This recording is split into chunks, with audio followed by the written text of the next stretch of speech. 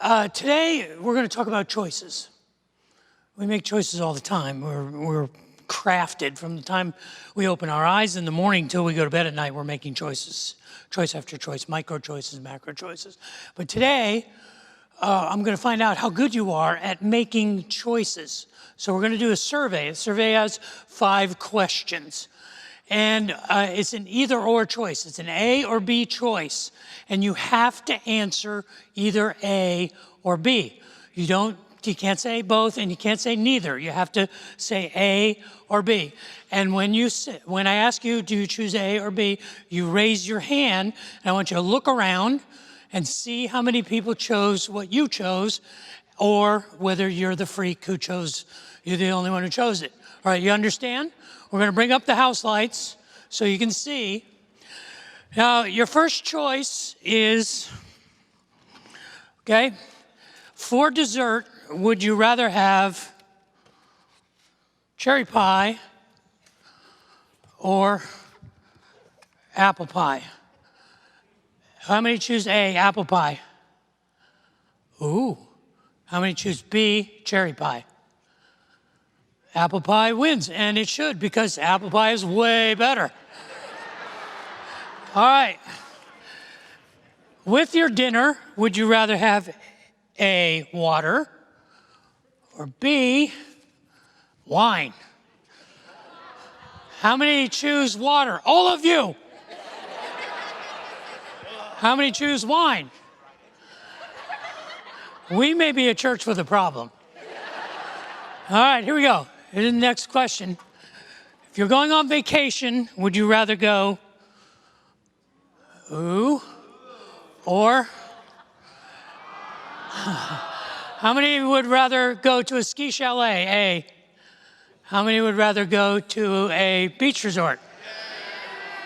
Wow, all right. Okay. Now this one's a hard one. This is a hard one, but you have to choose. You have to choose one or the other, you understand? If you only had the choice to have one car, would you rather have A, a Ferrari, or B, a Lamborghini? How many choose A, Ferrari? How many choose B, Lamborghini? All right, it's pretty close. Now this is the last question, and this will determine how skillful you are at making choices. You have a chance to have dinner with this person, Matthew McConaughey, or this person. You ready? How many choose A? How many choose B? You're such liars. I don't even want to have lunch with this guy. I don't have dinner with Matthew McConaughey, for crying out loud, people. Matthew freaking McConaughey. But choices are things that we do all the time. We do constant choices.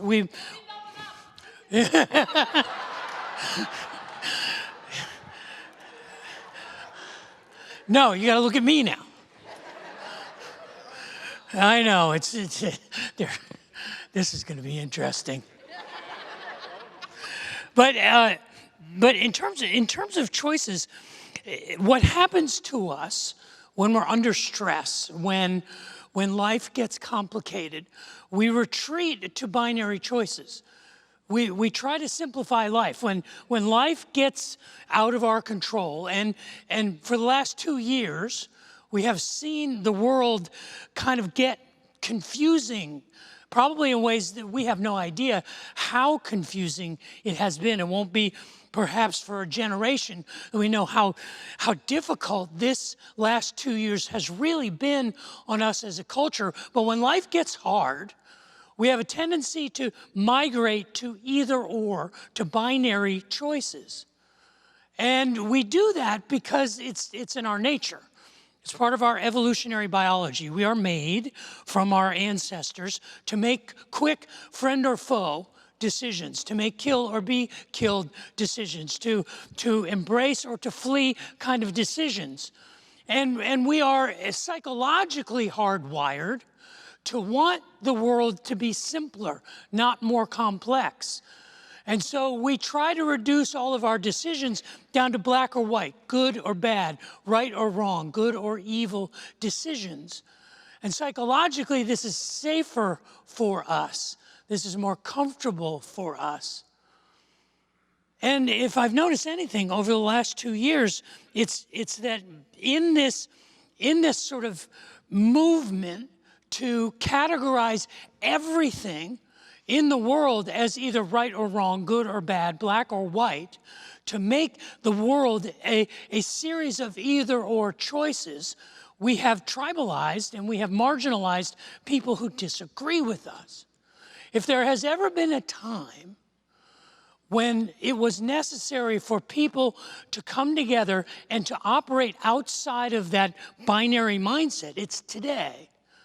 Now, there's lots of theories as to how we can do this, how we can bring people together, how we can stop going into opposite corners and making choices that are either for or against things. I want to suggest today that we know exactly how to do it.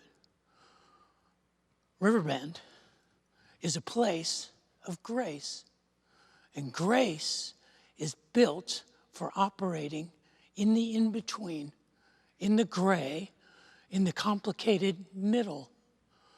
We are called, Riverbend Church is called, to represent to each other, to represent to our neighbors, to represent to this city, to represent to our nation, to represent to our world what grace does, the power of grace. We are a place of grace, and we are a people of grace. What does that mean? What does it mean to be a people and a place of grace? Well, last week we started to wrestle with what that means. And what I hope you experienced was that place of grace is an inconvenient place. Grace was never meant to be easy or convenient. Grace is uncomfortable. Grace is not a casual thing. Grace is an intentional thing. We choose to be a people of grace. It is our calling. It is our mission. But today I want to press further into that. I want to wrestle with how do we go about that? What does that mean? What does grace require of us? But before we press into it anymore, I'd like to take a moment to pray. Would you pray with me? Father in heaven, I would ask that the words of my mouth and the meditations of my heart would be pleasing in your sight, that you would use your words spoken by your servant, anointed by your Spirit, to comfort us and to challenge us and to call us to truly be men and women, people of grace. I pray that we would accept that call and that challenge, for I ask that in Jesus' name. Amen. So what am I doing? Like right now, down on my knee to pray. I mean, if you've been around Riverbend, like for the 16 years that I've been here, I do this every week. Every week, start the message, get it going, and we take a moment, and I take a knee. Have you noticed that? I do that all the time. You know why I do that? Well, there's a number of reasons. One of them is just Public Speaking 101. Public Speaking 101 tells anybody who wants to be a good public speaker, you have to change aspect once in a while. You have to keep your audience off balance and interested. And you do that by changing tone, by changing subject, by changing direction. And that's what this is. This is Public Speaking 101. I raise a question, and then I pray, and you look at your phones, or you talk to someone else, or you think about something else, and then I get you back. I set the hook. So it's an intentional tool as a public speaker. You know another reason why I do it is ecclesiological. It's liturgical. I mean, we are a church that doesn't do tradition. We kind of like we're bored. We have rhythms, but we don't do liturgy. But we all need in our life, we need something that never changes. We need some things that are reliable. When everything else falls apart, when everything else is unpredictable, you show up on a Sunday morning at Riverbend, and I'm speaking, you can set your watch by it. 5 to 7 minutes into the message, I'm on my knee. And it's week after week after week, reliable. Do you ever notice? I pray the same thing. May the words of my mouth and meditations of my heart be pleasing in your sight. It's from the Psalms. Why do I do that?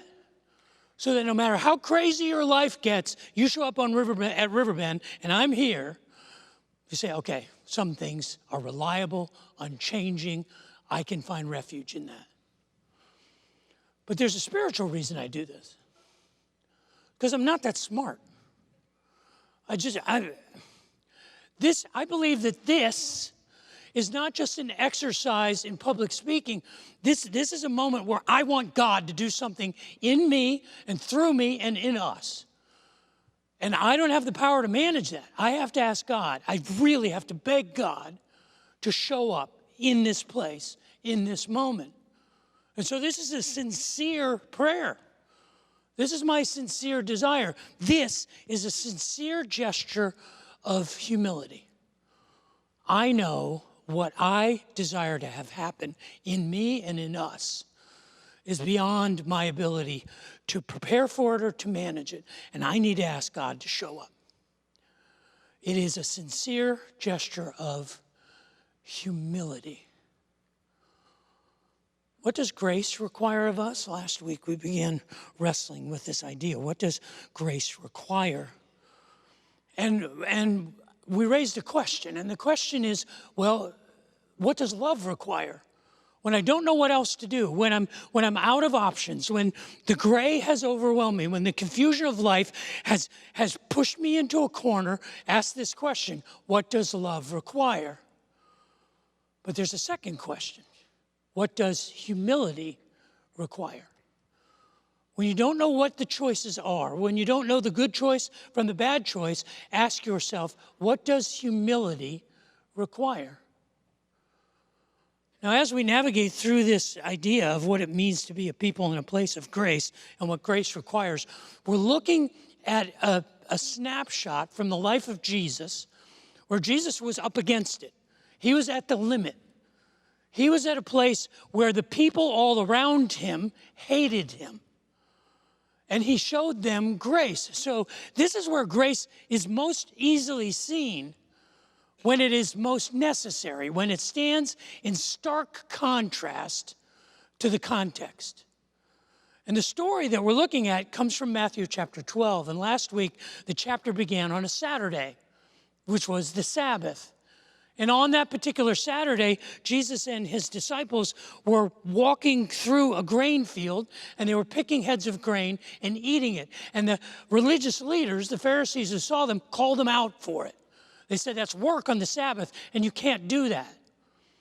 Down in verse 9 of Matthew chapter 12, it says, later on that day, Jesus went on, and he went from the field to their synagogue. It was a Sabbath day, and as he came toward the synagogue, he approached a man who, it says, had a withered hand or a shriveled hand. Now, we don't know exactly what was going on. We don't know what the withered hand or the shriveled hand was. We don't know whether it was a birth defect. Maybe he was born with a deformed arm or a deformed hand.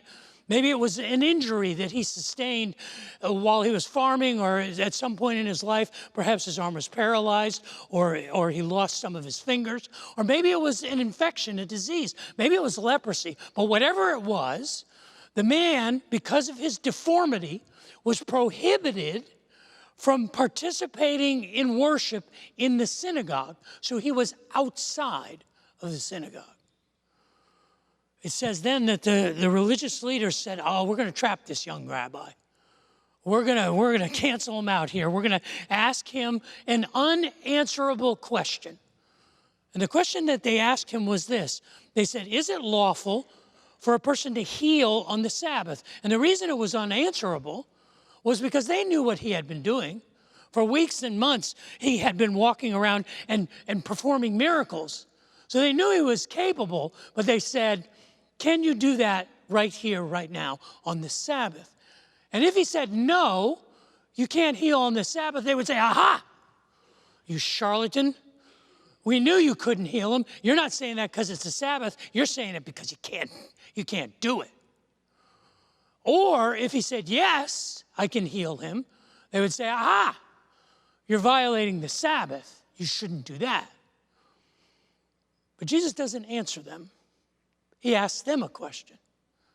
And the question that he asks is this: wouldn't you, if you had a sheep that fell into a pit and its life was in danger and it fell into the pit on the Sabbath, wouldn't you climb in and get that sheep out? You wouldn't think twice about it. And then he says, of course you would do that. Therefore, it is lawful to do good on the Sabbath. He then says to the man with the withered, deformed hand, he says, stretch out your arm. And maybe he had never been able to do that in his life.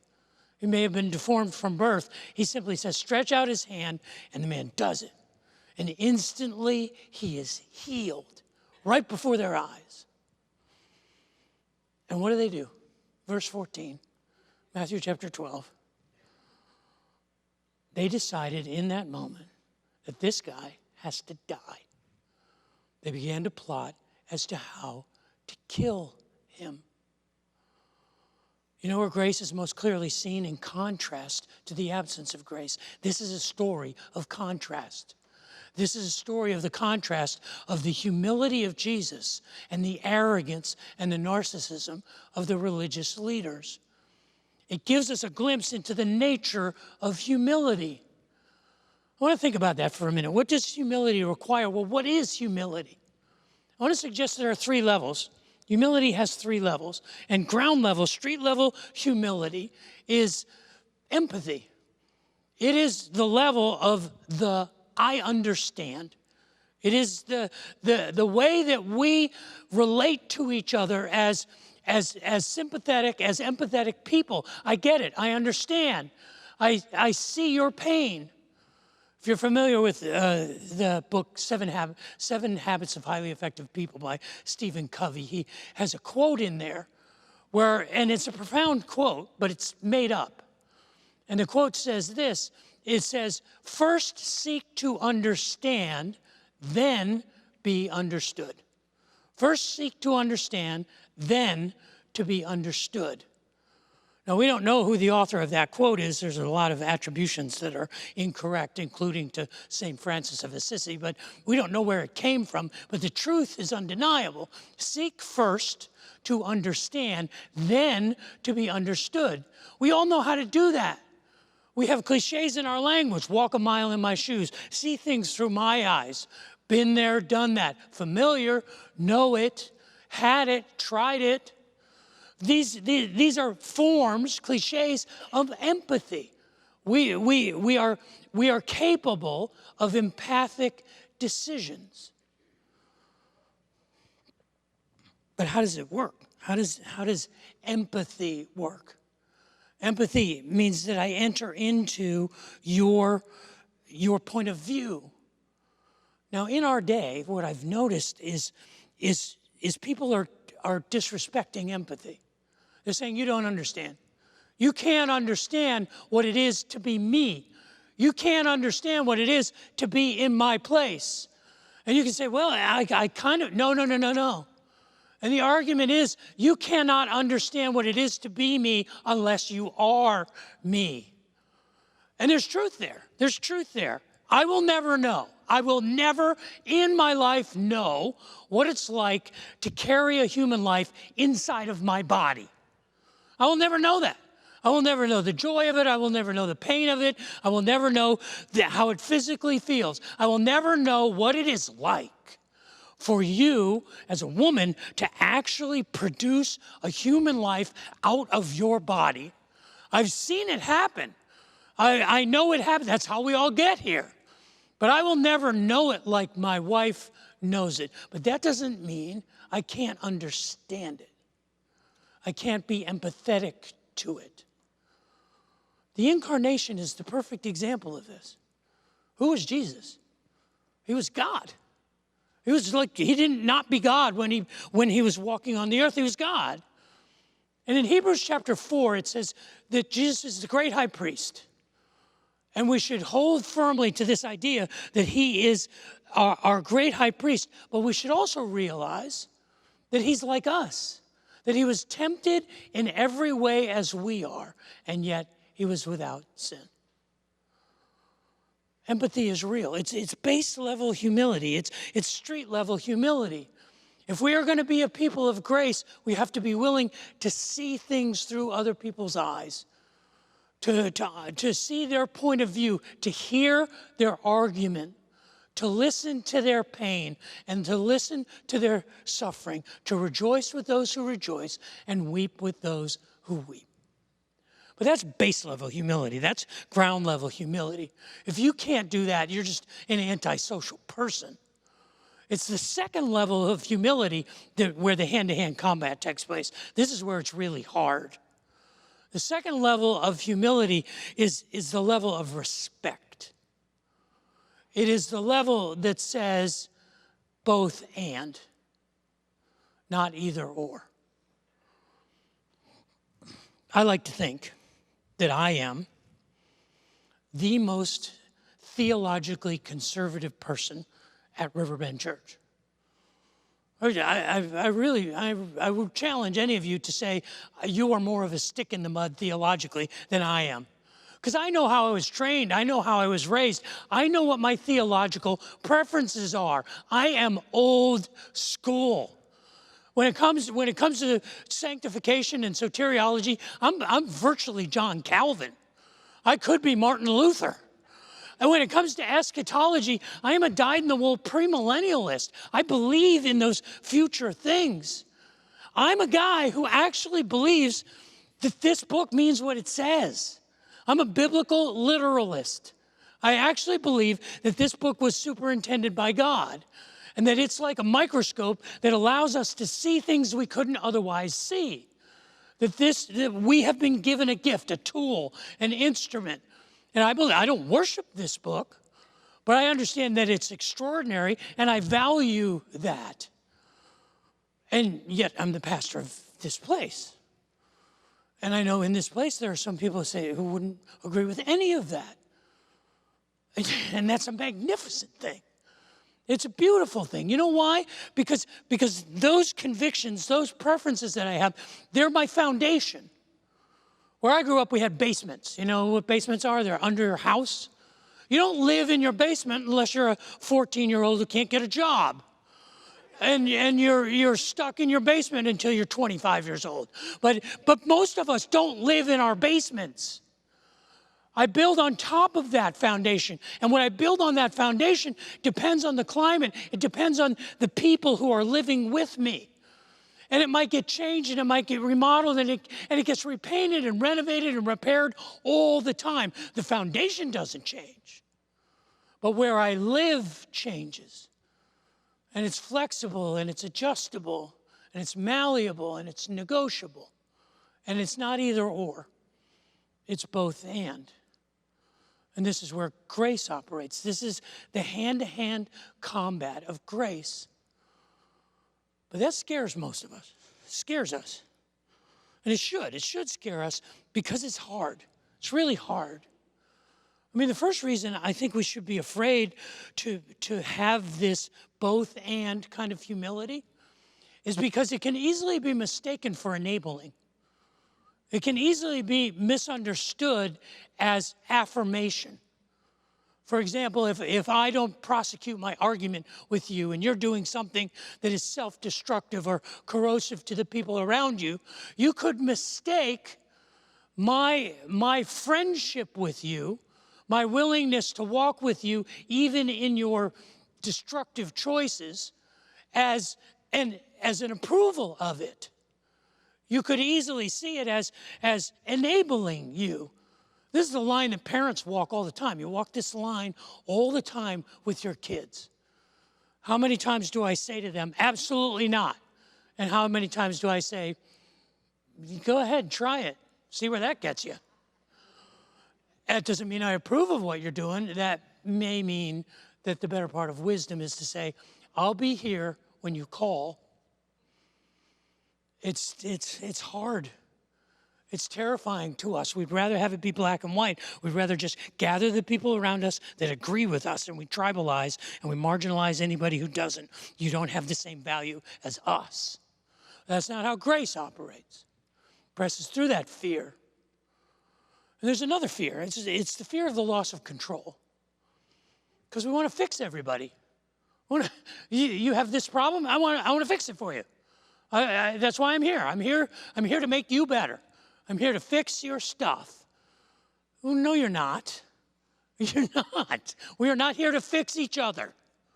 We are here to walk with each other. We are here to love each other. We are here to encourage and affirm each other. We are here to go as partners on this journey, this weird adventure called life. It is not my job, and it's not within my ability to fix you. But if I think it is, and then I don't do that, then I lose control, I lose power. This is what was going on with the Pharisees. This is why they wanted to kill this young rabbi. The only reason they wanted to kill this young rabbi was because he threatened their power. He was circumventing their authority by loving the unlovables, by walking with the people who were unclean. It was 16 years ago this week. It was February 26th, 2005. It was Saturday. I sat right here on this stage. It was a part of my candidating process to become the pastor of Riverbend Church. And maybe some of you were here. There were 800 people here that day. And it was a job interview with 800 potential employers. You ever sat through something like that? I had to be interviewed by all of you because you were hiring me. And so someone with the better part of wisdom said, well, we're not going to have an open mic because that could be chaos. So what we want you to do is we want you to write questions for Dave on a card. And we had a trusted pastor here. His name is Mike Robertson, a beautiful guy, was one of our pastors. And he hosted the interview, and he read the cards. He was the only one who knew what was on the cards. He was the only one who saw them. And so Mike just spent the first hour just giving me these softball questions. It was like, oh, so how'd you grow up? What are your kids like? What's your favorite ice cream? And it was a lovely, let's just chat about life fest. And we got to the end, and Mike says, there's one last question. And he saved the best for last. And I don't remember exactly what the question was. I don't remember it verbatim. It was something like this. What are the hills you will die on? What are your theological non-negotiables? We need to know what you believe without compromise. I didn't have any prep for this. This was in the moment. And in that moment, I gave the best answer I have ever given to any question in my life. And I remember the answer verbatim 16 years later. What are the hills that I would die on? I said, there's two. And the first one is this. Jesus loves me, this I know, for the Bible tells me so. Little ones to him belong. They are weak, but he is strong. I'll die on that hill. And the second one is like it. Jesus loves the little children, all the little children of the world, red and yellow, black and white. They are precious in his sight. Jesus loves the little children of the world. Those are the foundation. Everything else is negotiable. Everything else is open to discussion. Those, I'll die on that hill. The rest of it, let's talk. It's what Paul meant. In 1 Corinthians chapter 9, the Apostle Paul says, to the Jews, I'm a Jew. To the people under the law, I live under the law. To the people who don't live under the law, I don't live under the law. To people who wear masks, I wear masks. To people who don't wear masks, I don't wear masks. I do what I need to do. And then he goes on to say, to those who are weak, I am weak. And I do all of this. I become all things to all people that I might win some. I will be humble. I will be both and. I will be willing to respect you even if I disagree with you. To respect your point of view, even if I think you're wrong. Because that's what grace does. See, what does humility require? It requires empathy. It requires respect. But there's a third level. And this is the highest level. This is a level that's stupid. It's impossible. It's ridiculous. It's not something you can manifest consistently. It is impossible for us as human beings to live consistently at the highest level of humility, because the highest level of humility is surrender. It's not giving up. It's letting go. The highest level of humility doesn't say, I will think of myself less so I can think of you more. It says, I will not think of myself at all. The highest level of humility is the level of the self-sacrifice. Now, if you are an activist person, if you are a person who's a doer, you're a person who says, that's doing nothing. You're saying that the highest level of humility is to do nothing. That's not what I'm saying at all. What I'm saying is the highest level of humility is to do the most meaningful thing you can do, which is wash the feet of the people around you, serve them. Don't think so much about what you need, but think about the needs of others. It's not about you. It's about them. That's not doing nothing. That's doing everything that really matters. But it's such a ridiculous idea. It's such a stupid idea. Who would even do it? I promise you, I would not do it. I would not even consider living my life based on the needs of the people around me as a priority, were it not for the fact that I'm told to do it. Remember what I said about this is a tool?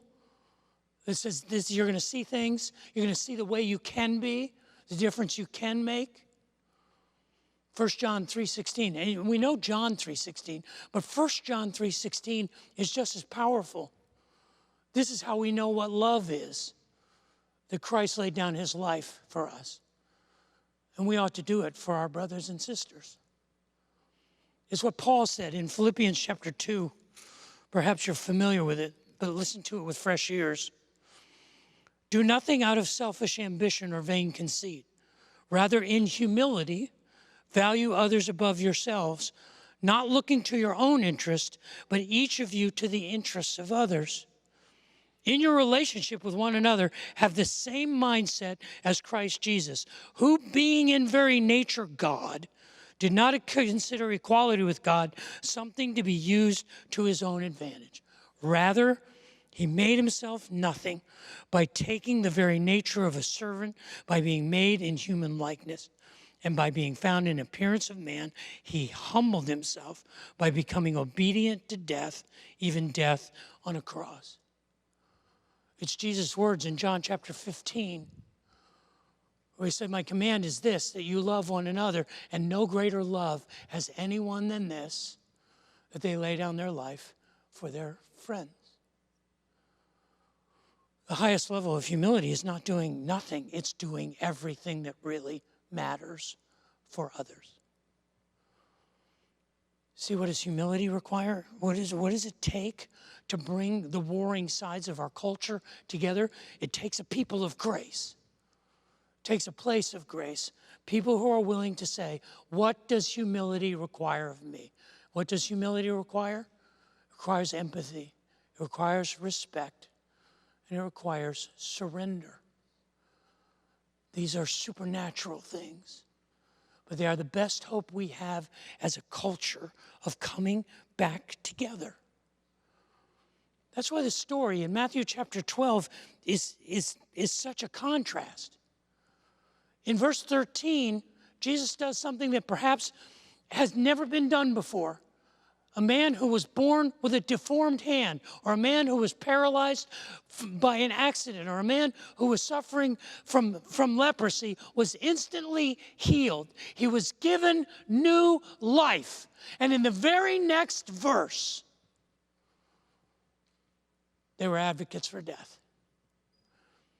It is the contrast that pushes us to opposite corners. It is humility that brings us together. Why do I do this? Why do I get down like this? I can tell you, I don't know how much longer I'm going to be able to do this. Because every time I get down here, my knees are telling me, you're too old for this nonsense. And there will be a Sunday when I'm going to get down like this, and I won't get up. I'll just be preaching away, and you go, Dave can't get up, can he? And I'll be like, nope, can't do it. Because this move is getting harder every day. But I can tell you this, I'm going to do it till I can't anymore. Because what it really represents for me is it represents the cry of my heart. The humble cry that God would do something spectacular among us in ways that I cannot manage or plan. We live in a world that is increasingly either or. And it's not just COVID that's done that to us. It's our technology. You know how technology works? If you understand the base code of a computer, what is it? It's ones and zeros. It's on and off. That's all. When you swipe your phone, when you put your finger on an app, when you go on a website, you're just unleashing a torrent of on and off signals. Billions of them every second that creates the code that allows us to do all the things we do technologically. We live in a world that is designed as either or, but we are called to be a people of grace, to live in the in-between, to live in the gray.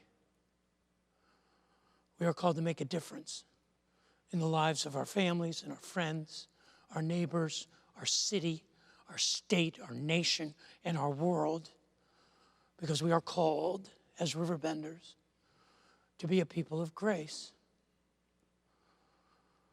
So, in all of our choices that we make every day, I want to reframe your options.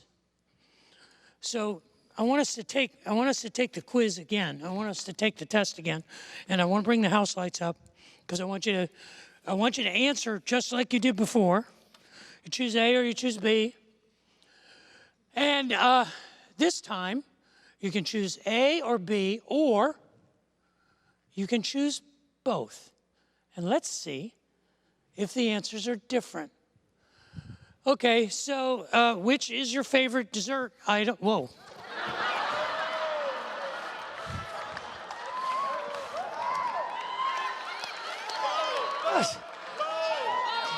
Calm down. Man. Okay, I got the cards backwards. Jeez. Show a little grace, people. All right. How many of you choose apple pie? How many choose cherry pie? How many choose both? Yeah. Okay. Let's try with dinner. How many of you choose water? How many of you choose wine? How many of you choose both? Yeah. Ren, you got work to do down here, man. All right. The vacation home. Ski chalet, beach resort. How many of you choose ski chalet? How many of you choose beach resort? How many choose both? I know, this is getting ridiculous. All right, you get a car. How many of you choose Ferrari? How many choose Lamborghini? How many choose both? All right, here it is. This is the test. All right, just calm yourselves. All right, you can have dinner.